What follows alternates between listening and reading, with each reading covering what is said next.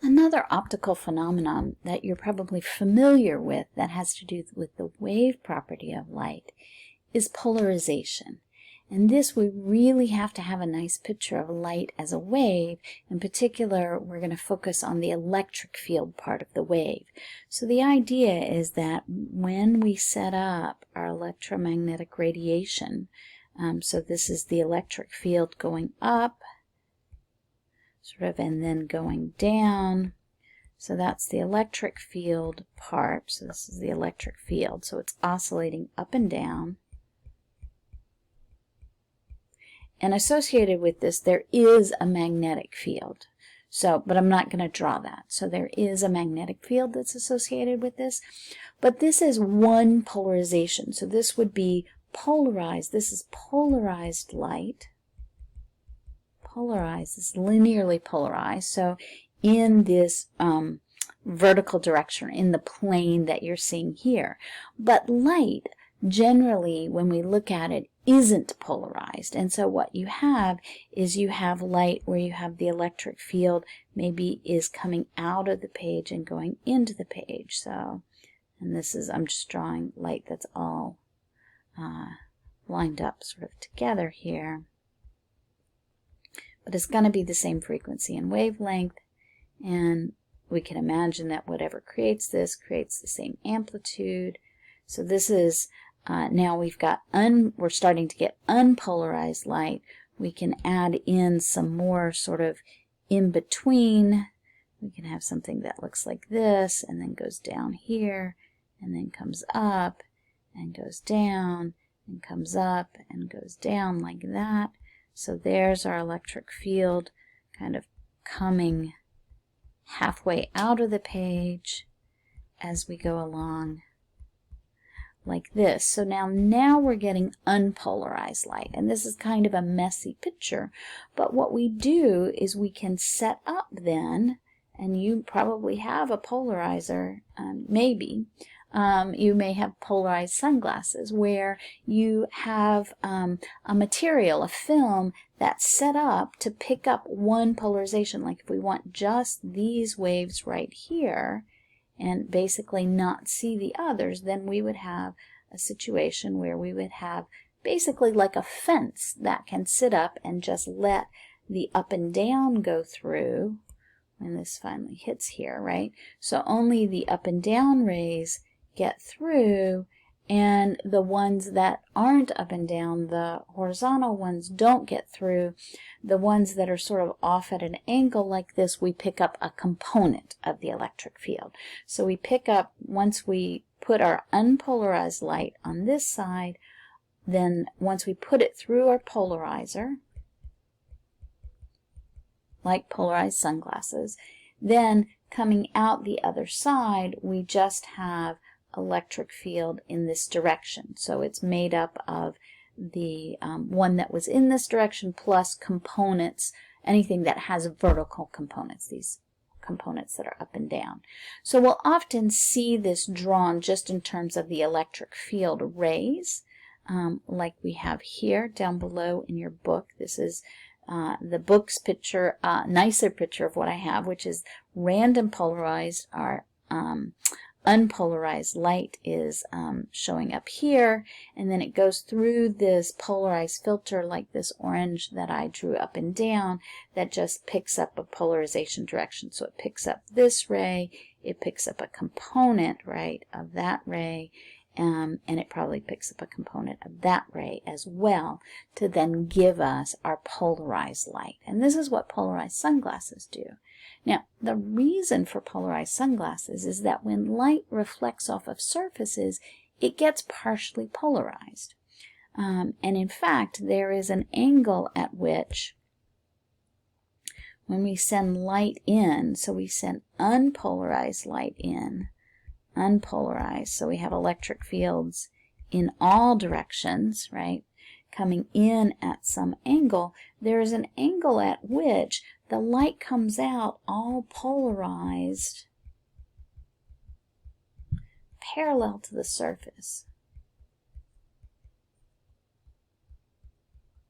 So if we draw this in terms of this electric field diagram, we can say the electric field kind of has components in all of these directions, but when it comes off where it's going to be just perpendicular to this surface. Here's my surface.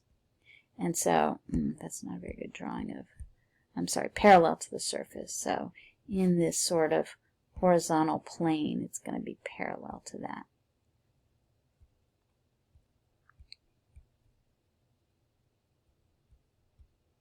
And so what polarized sunglasses do, their direction of polarization is such that they block this horizontal light so that the reflected rays off of the surface are more preferentially blocked than the rays coming from beneath the surface. So some people will notice that when they use polarized sunglasses and they look at the water, they can really see deeper into the water, and that's because a lot of the reflected rays are blocked. And this angle at which this happens excuse me, is called Brewster's angle, and we can calculate it for any material. Brewster's angle is equal to the ratio of the indices of refraction. So this is N1, and this down here, whatever the material is, N2.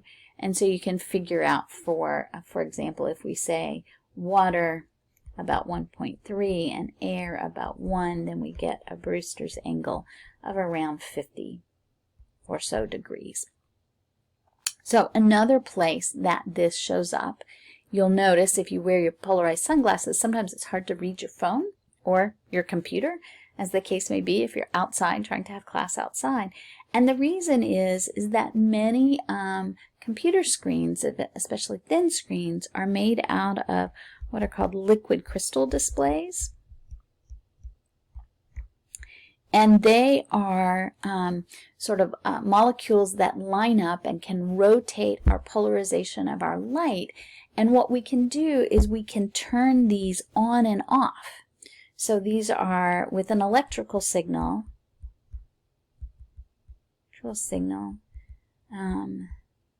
sort of long molecules, and we can line them up or anti-align them depending on what we want to do to basically turn pixels on and off.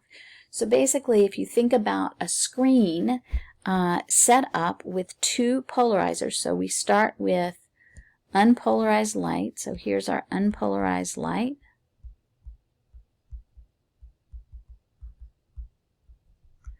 And from the back, say, of your phone, then there is a polarized, a Polaroid right here. So there's our Polaroid. And then, so now we have light that's all up and down. And then we have our LCD, our liquid crystal display, where in this setting, it has no voltage, and when no voltage is applied, it applies, because of the alignment, it applies a rotation to this electric field. There are a number of materials like this. A sugar water solution also will rotate the polarization, as it turns out. So this will rotate the polarization, and then you can so you can get light that gets rotated, say, 90 degrees, and then it can get through this second Polaroid. And you can imagine that if you turn this on, and so there is no rotation, that no light gets out. This is dark, and so this is light. And so what happens is you can set up different pixels for different colors, right, that are controlled very quickly by these LCD crystals that say, okay, at this spot, like this spot on the screen, let's let the red light through. And so our pixel that's going to glow red is set up so that there's no rotation, for example, so that there is a rotation so it can get through these crossed Polaroids. But then something that would maybe let green light through right there must have a voltage on so that we don't see the light. So the idea is that we can control what pixels are lighting up, which ones are light and which ones are dark, by turning on and off these liquid crystals. And that's why if you wear Polaroid sunglasses and you look at the screen, you can imagine, hey, you're adding yet another layer, and if you had something that was light and you put your Polaroid sunglasses in the wrong orientation, for example, against this, then that would suddenly appear dark. And that's why you sort of get this weird effect if you look at your phone or computer screen or TV through Polaroid sunglasses.